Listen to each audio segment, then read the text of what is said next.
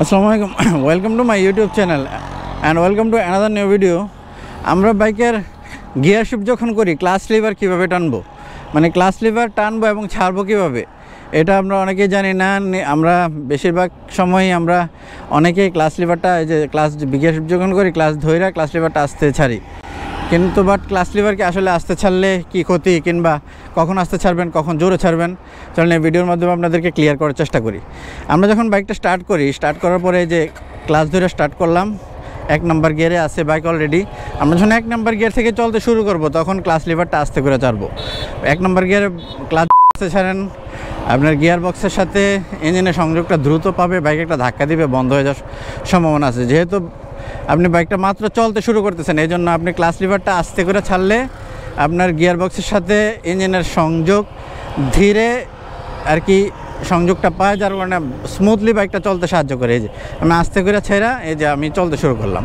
But 1 নম্বর গিয়ারের পরে 2 নম্বর gear থেকেই আপনার কিন্তু ক্লাচ লিভার যখন ছাড়বেন, আমি আবার 1 নম্বর গিয়ারে নিয়ে আসি। 2 নম্বর গিয়ার থেকে আপনি যখন ক্লাচ লিভার ছাড়বেন তখন একটু 2 নম্বরে থেকেই আপনি ক্লাচ লিভার দ্রুত ছাড়ার আর কি অভ্যাস করে তোলেন। এই যে আমি 2 নম্বর গিয়ারে দিচ্ছি, এখন 3 নম্বর গিয়ারে দিব। দেখেন এই যে ক্লাচ ধরলাম ছাড়লাম 1 সেকেন্ডের মধ্যে করলাম।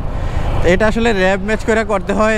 র্যাব ম্যাচ কীভাবে করতে হয়? র্যাব ম্যাচের সময় 4টা কাজ একসাথে করতে হয়: থ্রোটল লুজ দেওয়া, ক্লাচ ধরা, এই টাইমে গিয়ার ডাউন করা অথবা আপ করা, যেটাই করেন করার পরে যখন আপনি ক্লাচ লিভারটা ছাড়বেন, ক্লাচ লিভারটা ছাড়ার মুহূর্তে আপনি পিক আপটা আবার ঠিক বাড়াই দিবেন। এই সম্পূর্ণ কাজটা আপনি করবেন হাফ সেকেন্ডের মধ্যে। যদিও 1 সেকেন্ডের কথা বলি, কিন্তু আপনি যদি হাফ সেকেন্ডে করতে পারেন তাহলে আরও স্মুথ হবে গিয়ার শিফট। এই যে আমি 3 থেকে 4 নম্বর গিয়ারে যাই, দেখেন এই যে 3 থেকে 4-এ গেছি, আবার 4 থেকে এই যে 4 থেকে 5-এ আসছি।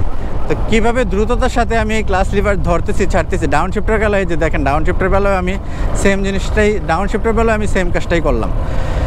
তো আশা করি আপনারা এই ভিডিওর মাধ্যমে ক্লিয়ার হয়েছেন যে আসলে ক্লাচ লিভার আপনি দ্রুত ছাড়বেন নাকি আস্তে ছাড়বেন। ক্লাচ লিভার যদি আস্তে ছাড়েন আপনার যেই প্রবলেমটা হবে সেটা প্রবলেমটাও একটু বলে দিই।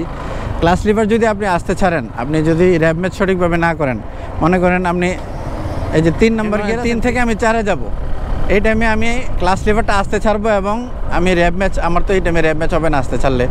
তো এই আরপিএমের দিকে একটু খেয়াল রাখেন কি হয়। এই যে আমি একটা আগ করলাম, এই যে ক্লাস আমি ছাড়তেছি, এমন সময় থ্রোটল দিয়ে দিছি, এই যে ক্লাস ফুল ছাড়ি নাই, থ্রোটল দিয়ে দিছি, বাইক কিন্তু ঘুঁ করে একটা শব্দ হয়েছে, আরপিএম বাইরে গেছে, যার কারণে আপনার কিন্তু ওই যে এঙ্গেজ ক্লাসের যে ফ্রিকশন জোনের মধ্যে ক্লাসটা থাকা অবস্থায় আপনি থ্রোটল দিয়ে দিচ্ছেন, আপনার কিন্তু এই টাইমে ক্লাসটা মধ্যে ঘর্ষণ সৃষ্টি হয়েছে, ফ্রিকশন প্লেট এবং প্রেশার প্লেটের মধ্যে ঘর্ষণ সৃষ্টি হইয়া আপনার ক্লাসটা কিন্তু ক্ষতিগ্রস্ত হয়েছে। দীর্ঘদিন যদি আপনি অভ্যাস মধ্যে থাকেন, আপনার ক্লাস প্লেট দ্রুত নষ্ট হবে। দেখবেন 30, 35, 40 হাজার কিলোতে যে আপনার ক্লাস প্লেট চেঞ্জ করা লাগে। তো অবশ্যই উচ্চ গতিতে বাইক যখন চালাইবেন তখন এই যে আপনারা যখন ক্লাচ লিভার যখন ছাড়বেন তখন র্যাব ম্যাচ করে দ্রুতই ছেড়ে দেবেন। এই যে আমি আবার একটু দেখাই, এই যে 3-এ নিলাম, এই যে 4-এ নিলাম, এই যে 5-এ নিলাম। দেখছেন কীভাবে করতে হয়। তা আশা করি আপনারা শিখতে পারছেন এই ভিডিওর মাধ্যমে আসলে উচ্চ গতিতে আপনারা ক্লাস কীভাবে ছাড়বেন এবং নিম্ন গতিতে 1 নম্বর গিয়ারের ক্লাস কীভাবে ছাড়বেন।